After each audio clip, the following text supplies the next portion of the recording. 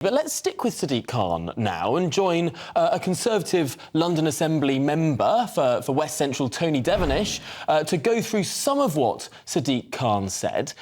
Tony, do you think that Sadiq Khan was that important, that had he alone been invited to one of these Cobra meetings, lives would have been saved?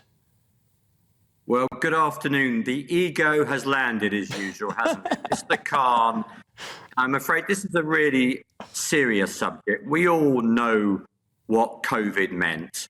My mother was in a care home aged 90 at the time.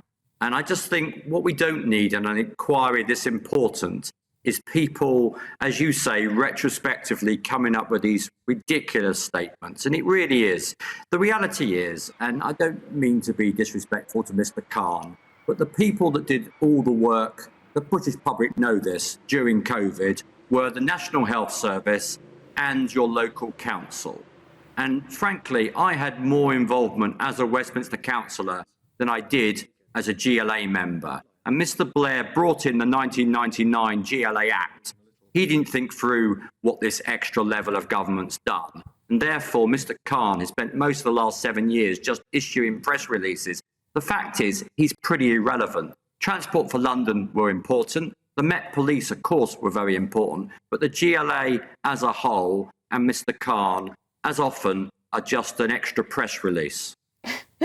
Well, Tony, Sadiq Khan did say that he made the government change its attitudes in terms of collecting ethnicity data for COVID deaths. Because if you cast your mind back, there was lots of controversy over whether people from ethnic minority backgrounds were dying at a greater rate than their white counterparts. He said the deficit in understanding could have been due to a few members of the cabinet representing diverse communities. So there wasn't enough diversity in the cabinet, so therefore they needed him to tell the government that they needed to pay attention to this issue.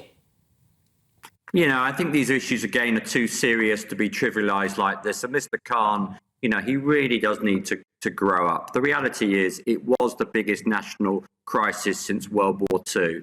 The reality is, if he looks at his own, putting his own record, lots of people, including, sadly, many ethnic minority people, died within, particularly bus drivers, which is something he was responsible for because TfL, he is chairman of TfL. But I don't think it's very helpful, you know, him coming up nearly 2 years later and then pointing fingers as usual to try and get himself yet another press release. The reality is these are really serious matters. I do think the whole COVID inquiry has been more heat than light from many of the guests. But Mr. Khan, as always, manages to top everything by there's been many serious pieces of evidence from many serious people. But of course, we didn't get that today from Mr. Khan.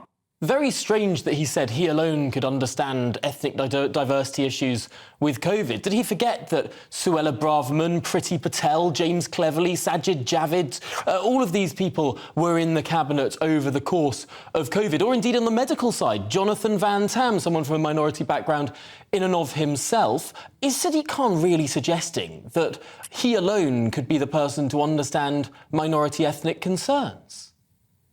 Look, when I've questioned Mr. Khan on his performance during COVID before, he gets very, very, very protective. And you may recall that he actually did come out publicly and say that he had mental health potential issues himself during COVID. And he did disappear for quite a while during the whole COVID period. And because of that, I've always given him the benefit of the doubt because everybody's mental health is obviously incredibly important. But the reality is, everybody privately, even Labour colleagues, would say that Mr. Khan added next to no value during the whole COVID period. He is the ultimate bit player. And the reality is it was the government, the National Health Service, the local councils, and many volunteers up and down the country who did all the heavy lifting. And if I was Mr. Khan, I wouldn't have given the evidence I gave today, frankly. Well, thank you very much indeed for joining us. Tony Devenish, Conservative London Assembly member for West Central. Thank you for your time.